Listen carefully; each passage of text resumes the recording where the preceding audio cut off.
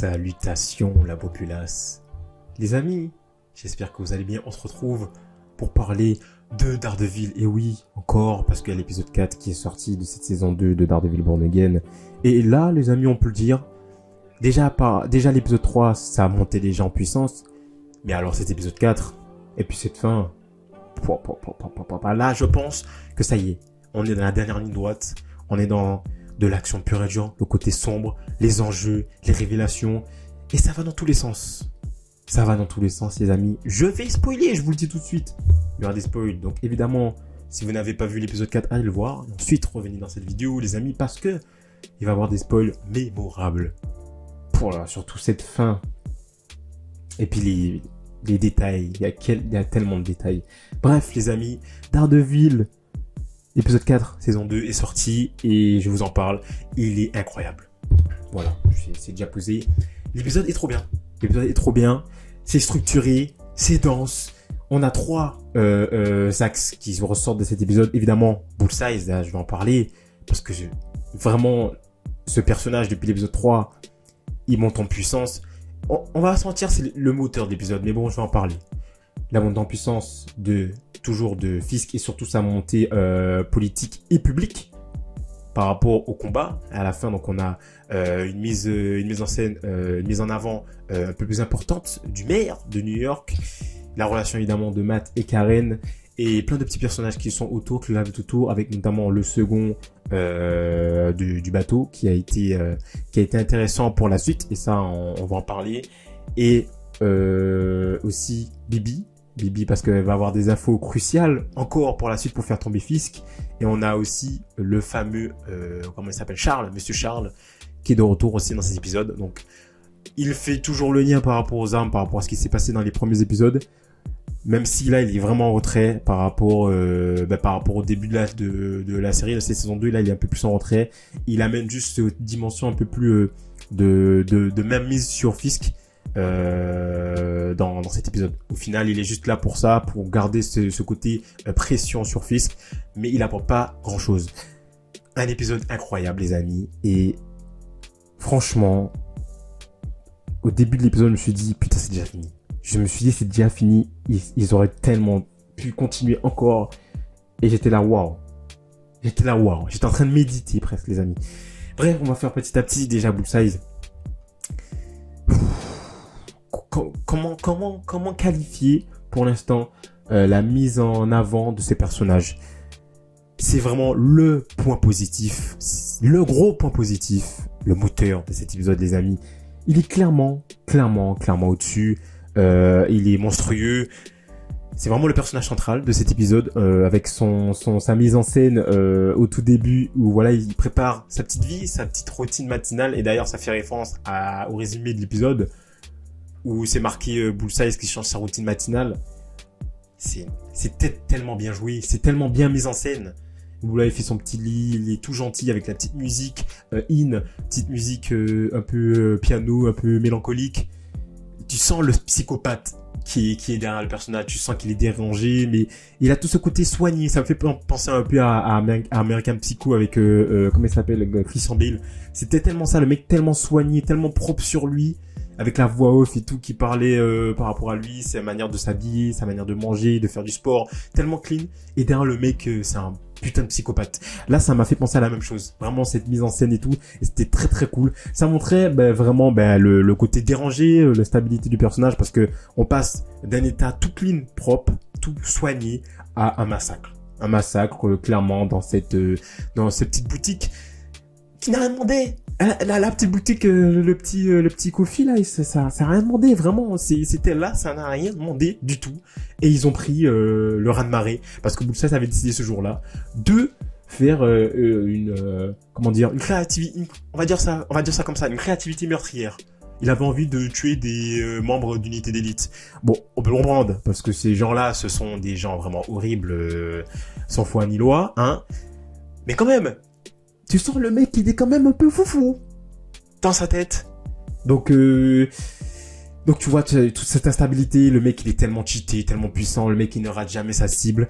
Et malgré ce côté très sale, très meurtrier, il y a quand même ce côté un peu relâché, un peu humoristique quand il parle au mec par rapport à son chien. Un chien dans un endroit totalement normal alors qu'il y a des cadavres autour de lui. Le mec il est comme ça, il en peut plus, il est...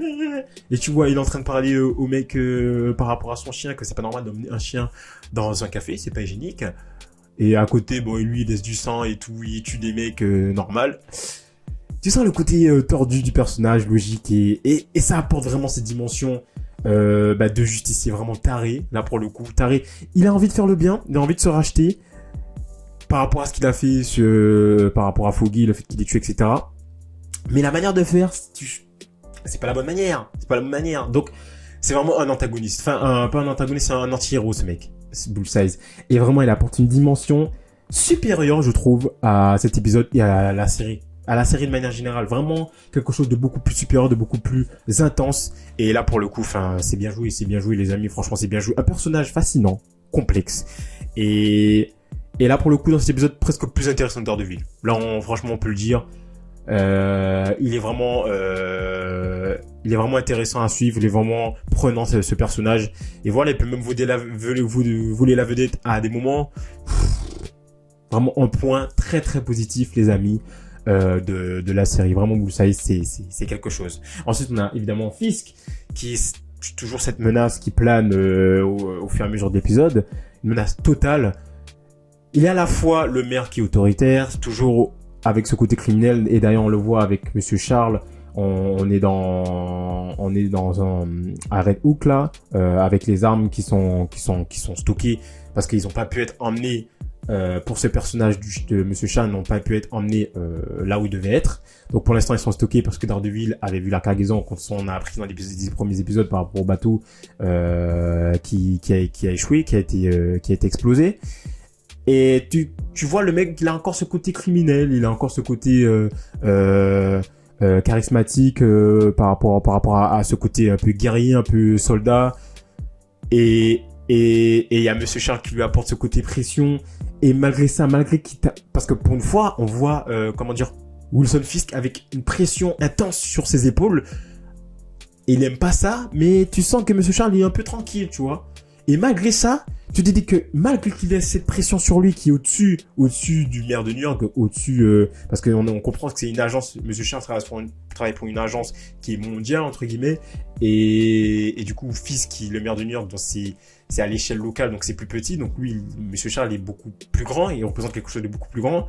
Le mec, il met une pression, et malgré cette pression, Buck il tue ces deux gros molosses là en 2 secondes, et tu vois le rapport de force qui s'échange en deux secondes. Monsieur Charles qui était au-dessus, il redescend, et Fils qui remonte. Donc tu vois le rapport d'échelle, malgré cette pression qu'on lui met, le mec tranquille. Il a aucune tu peux essayer de mettre une pression, mais ça ne servira à rien parce que le mec derrière, il est beaucoup plus intelligent que toi et il a pas peur de se salir, enfin, entre guillemets, se salir, mais il a pas peur de faire ce qu'il faut. De faire ce qu'il faut pour ne pas le faire chier, pour qu'il soit dans un fauteuil tranquille. Et d'ailleurs, il part en lui disant, la prochaine fois, appelez-moi, si vous voulez avoir des informations, ça nous éviterait de nous déplacer et tout. Et patienter. Donc le Bug, son droit droit qui tue ces deux molosses là, ou Monsieur Charles, est en mode patienter. Donc voilà, ferme ta gueule et tu patientes mon gars, si tu veux avoir tes armes. Donc ça montre quand même que le mec, déjà il a du charisme, il est vraiment autoritaire et il a la main sur New York. Et c'est le caïd quoi. Voilà, tout simplement, c'est le caïd, c'est Kingpin. Et qu'est-ce que tu veux faire de manière politique, de manière morale et mentale, le mec il est au-dessus. C'est trop fort. Bref, il y a le combat de boxe qui arrive et ça pour le coup ça sert d'un symbole, c'est vraiment une démonstration brute de force et une mise en scène assez politique parce que il veut amener évidemment, parce que c'est un piège surtout, il veut amener Poindexter dans son piège, mais pour lui c'est politique par rapport au fait que on le dit d'ailleurs dans l'épisode, c'est pour la renaissance de New York, voilà, c'est pour amener des fonds et tout pour New York, ce combat de boxe. Donc voilà, c'est très intéressant, le mec il arrive quand même à tourner un peu l'opinion publique à son avantage, donc t'as des gens qui sont dans les gradins, qui le supportent, donc ça fonctionne quand même. Parce que s'il y a vraiment double sens, comme je le dis, c'est pour Poindexter ce piège, le combat de boxe, mais en même temps c'est pour un objectif plus politique. Donc c'est vraiment très très très intéressant et voilà, donc c'est plutôt bien écrit. Il incarne quand même le pouvoir ce mec et de plus en plus dangereux psychologiquement dans cet épisode. Mais de toute façon, on verra par la suite comment ça va basculer. Parce qu'il va plus être trop politique, le mec. Ça va vraiment basculer. Enfin bref. Matt Murdock et Karen qui sont pas mal, ils sont plutôt mignons. Ça a mis une petite pause émotionnelle dans l'intrigue qui est très violente et sombre de cet épisode. Donc il y a quelque chose de plus émotif, émotionnel, une respiration dans le côté plus violence de l'épisode. Donc ça c'est cool. Et moi ce que j'ai surtout aimé par rapport à Matt là, donc là je vais sortir de Matt et Karen, c'est ce qui était cool, c'est que vu qu'il doit entre guillemets se cacher, donc les gens ne doivent pas voir qu'il est en vie entre guillemets, donc il va aller sur la scène de crime parce qu'il doit retrouver justement Bullseye, parce que il faut qu'on retrouve Bullseye pour pas qu'il tue Fisk. Et dans tout ce petit cheminement, il va mettre le truc de la VTF, le costume, il va aller sur la scène de crime, il va se faire passer pour un membre de la VTF, il va aller voir tous les petits trucs qui vont l'emmener justement à retrouver Bullseye. Et ça, c'était vraiment intéressant de voir comment Matt, il fait son enquête, entre guillemets. Il se mettait dans la peau d'un policier. C'est un avocat, c'est un justicier, par rapport à Daredevil, mais il se met vraiment dans la peau d'un policier. Et ça, c'était plutôt intéressant. Même quand il va dans l'église, il va vraiment faire une enquête. Il va vraiment demander des informations et tout pour le retrouver. Et d'ailleurs, ça, par contre, c'est un peu abusé. Dans l'église et même dans le petit café, là où il y a la scène de crime, c'est un peu abusé ces sens-là, Matt. Le mec, ok, il a des sens presque surdimensionnés, mais c'est un peu abusé qu'il trouve là la pièce à tel endroit. Le mec, il est quand même aveugle. La pièce, elle a fait un bruit. Enfin, il a senti une odeur sur la pièce. Après, il y a des petites facilités scénaristiques là, les amis. On va pas se mentir. Mais c'est quand même bien boosté, hein, ses pouvoirs. Et puis pareil, dans l'église, il entend il entend le son des cloches. Il entend jusque par rapport à ça, le son des cloches, et ça le amène jusqu'à Bullseye, où il entend Bullseye parler à sa voisine. Ok. C'est un peu abusé. C'est un petit peu abusé. Mais bon, ça fait marcher l'intrigue, les amis. Il arrive à retrouver Bullseye. Il y a un petit combat entre les deux. Un petit combat très sympathique, d'ailleurs, entre Bullseye, le mec qui ne rate jamais sa cible. Pour le coup, il rate Daredevil, parce que lui aussi, il a des sens surdimensionnés. Donc, deux justiciers bien cheatés qui se fight. Franchement, c'était cool à voir, ce petit combat. C'était très cool. Et Bullseye qui veut se racheter, voilà, il disait qu'il voulait faire le bien en allant tuer Fisk. Et du coup, en vengeant, entre guillemets, c'est un acte de vengeance par rapport à... Enfin, pas un acte de vengeance, mais un acte de rédemption par rapport à ce qu'il a fait à Foggy. Pour lui, mais Matt, il voit pas ça comme ça parce qu'il veut pas qu'il fasse de lui un martyr. Et ça se comprend. Et on aura toute cette scène à la fin, mais ça va être incroyable. Ça va être incroyable, cette fin. Bref. En tout cas, on a des enjeux vraiment explosion totale. Ça va dans tous les sens. Ça monte en puissance, les amis, jusqu'à cette attaque de Bullseye lors du combat. Et Vanessa, évidemment, qui devient cette cible, les amis. Waouh. Vraiment, le combat de boxe, déjà, c'était très, très, très intense.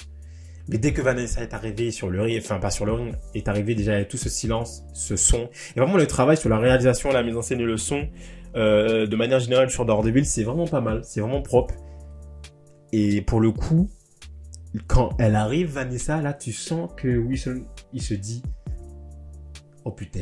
Déjà, il dit non. Parce que c'était le piège pour Bullseye. Bullseye, il arrive. C'est pas manqué. Ça n'a pas manqué. Donc, Bullseye, il tue des mecs là, papa, en 2 secondes, avec ses couteaux.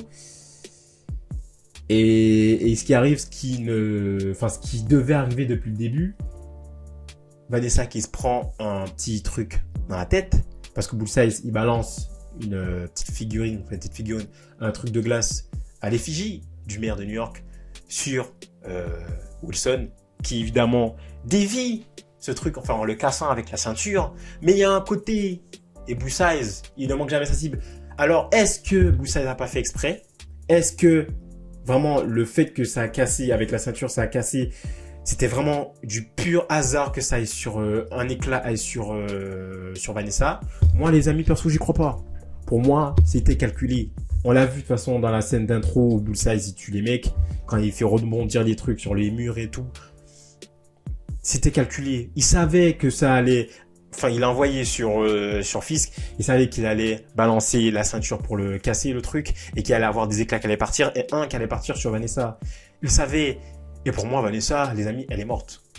Il y en a qui disent, ouais, mais elle pourrait être réanimée, elle pourrait être dans le coma et tout.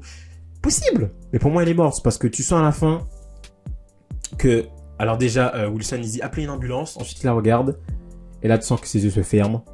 Et là, tu sens que la vie part. Et là, Wilson qui explose, qui crie. Et puis, il y a même ce bruit sourd. Pour moi, elle est morte. Et là, les amis, c'est un point crucial. Hein. C'est un point crucial. Parce que ça va déclencher toute la suite. Là, ça conditionne la mort là, de Vanessa. C'est un élément clé. Et c'est pour ça que cet épisode, il est génial. Parce que là, tu as vraiment un enjeu ultra important par rapport à Wilson Fisk. Là, c'est l'élément clé qui va conditionner toute la suite de la série. Et même Spider-Man, et surtout Spider-Man Brand New Day, les amis. Parce que là, la mort de Vanessa, ça va engendrer d'autres morts, parce que Wilson Fisk, il va partir en couille. Est-ce qu'il va rester dans son côté politique? Je ne pense pas, parce que, pareil, dans l'épisode, il y a Vanessa qui allait voir la gouverneure, la gouverneure, et il y a une chance très intéressante, parce que la gouverneure, elle n'était pas prête à donner, à donner plus de pouvoir à Fisk, à le soutenir davantage. Mais quand elle a vu comment Vanessa était, pour elle, c'était ok si c'était Fisk et Vanessa. Du coup, pour lui donner de l'aval, pour lui donner plus d'importance et pour donner l'autorisation à Fisk de faire ses activités, il fallait qu'il y ait Vanessa. Et là, maintenant, les amis, elle n'est plus là. Donc, la gouverneure, elle ne sera plus du côté de Fisk. Il sera tout seul. Il a perdu Vanessa, qui était son pilier émotionnel. Il va partir en couille. Il va forcément être destitué. Et les amis, il y a une question qui se pose là par rapport à Spider-Man. N'hésitez pas à me dire en commentaire. Là, Fisk, imaginons il sera destitué. Enfin, on imagine bien. Il sera destitué. Il apportait quand même un équilibre. Ok, il y avait la VTF, tout ce côté force intransigeante, horrible, qui s'en foutaient des lois, etc. Mais ça apportait quand même un équilibre par rapport aux justiciers, par rapport au côté gang, etc., par rapport à la criminalité à New York. Là, il sera destitué forcément. Fisk, à un moment donné, du coup, la VTF ne sera plus là. Il y aura forcément une montée en puissance des gangs. Et on sait qu'il y a plein de méchants et de gangs, genre la main qui sera dans Spider-Man Brand New Day. Et on sait que Spider-Man Brand New Day, à ce qui paraît, ça se passe après les événements d'Daredevil Born Again. Donc les amis, il sera destitué, montée en puissance, AVTF qui disparaît, montée en puissance du gang, montée en puissance des criminels, Tom Stone qui arrive. Et du coup, il y aura forcément une guerre de gang entre Tom Stone, la main, etc. Tous ces autres antagonistes et vilains. Ça, c'est très intéressant. Et on se demande le lien entre les deux. Comment ça va se passer? Comment ça va se passer? À quel moment Wilson va être destitué? Quel est l'élément qui va faire que d'un coup la criminalité va augmenter? Et comment on va passer aussi vite de Daredevil à Spider-Man Brand New Day, les amis? Moi, j'ai hâte d'avoir vos avis et j'ai hâte de voir comment tout ça va se dégoupiller. J'ai hâte de voir comment on va avoir les passages entre les deux. J'ai hâte. J'ai hâte. Waouh. Bref, un épisode très très cool. La fin qui met des morts partout. Vraiment des morts partout. Vanessa qui, du coup, pour moi est morte. Hein. Fils qui est complètement brisé. Et c'est l'élément déclencheur pour la fin, pour la suite. Pour la suite de Spider-Man, mais plus aussi pour la suite de cette saison où on va voir la montée en puissance des justiciers. Le côté de Fisk et la VTF qui n'aura plus rien à foutre de la population et même surtout des justiciers, voudra les tuer. Je pense, Daredevil, les justiciers avec le peuple pour Daredevil et le peuple pour Wilson Fisk, le maire. Et il y aura forcément cette guerre civile, les amis. Et là, ça va être génial. Parce qu'il y a Jessica Jones qui va arriver et tout. Ça va être génial. Ça va être génial.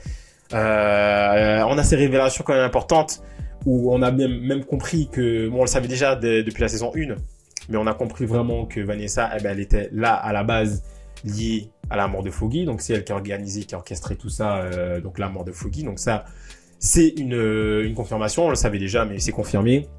Bullseye qui lui agit dans ses actes pour ce côté plus vengeance. Et voilà, on est sur une fin qui est folle. Et les amis, pour la suite là, aïe, ça va être monstrueux, ça va être génial. Et Et ouais, non, ça va être fou. Ça va être fou. Je me demande comment cette saison 2 va se terminer. Comment cette saison 2 va se terminer avec toutes ces mini-intrigues par rapport à Monsieur Charles, par rapport au second là qui est mort, qui a donné les informations pour justement destituer ce Fisk. Donc ça va servir de fou. Parce que Bibi, du coup, elle a reçu ces informations que, du coup, Tigre Blanc a donné via son pote à Baby. Donc ça, c'était très cool. Et du coup, Tigre Blanc, c'est bien parce qu'elle prend un peu plus d'importance au fur et à mesure des épisodes. Elle devient vraiment une justicière. Elle va revenir. Elle sera peut-être dans les Young Avengers, les amis. Donc, on va faire gaffe à ça. Donc, elle prend un peu plus d'importance. Donc ça, c'était sympa.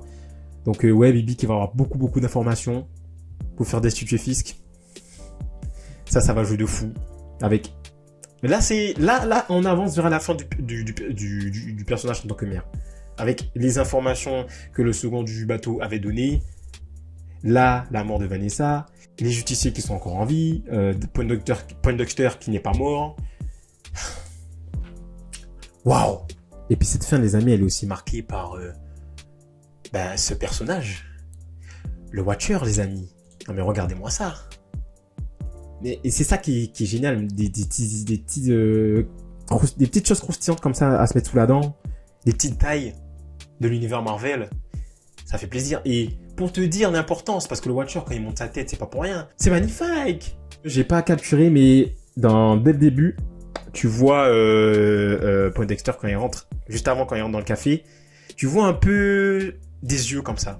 Alors t'as pas la tête découpée par rapport à la vitre qui est brisée. Mais quand il rentre dans le café, le plan large sur la droite, il y a des phares qui illuminent la vitre et t'as l'impression que c'est des yeux comme en bas là. Avec les lignes, ces fameuses lignes flair là.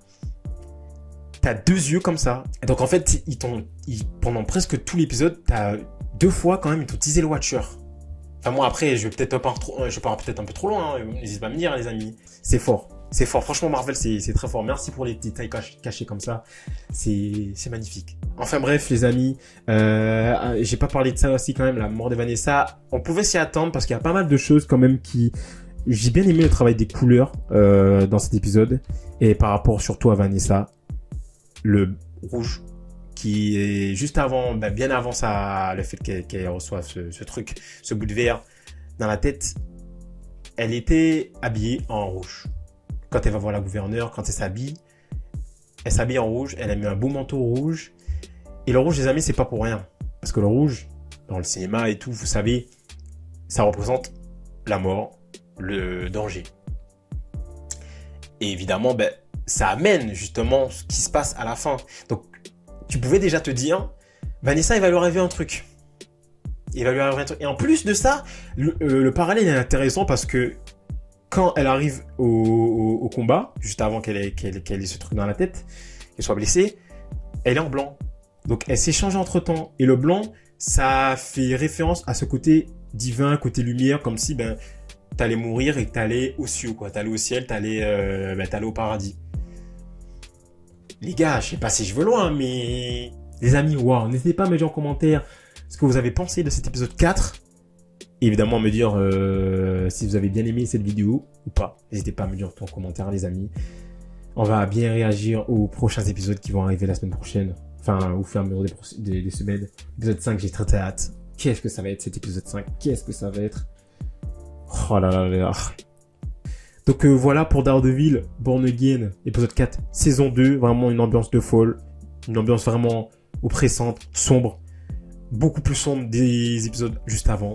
Et voilà, non, ça fait plaisir. Franchement, ça fait plaisir, les amis. Voilà. N'hésitez pas à vous abonner. N'hésitez pas à liker cette petite vidéo et à activer la petite cloche pour ne rien rater des prochains contenus. On se retrouve pour une nouvelle vidéo, les amis. Et ciao tout le monde. Prenez soin de vous.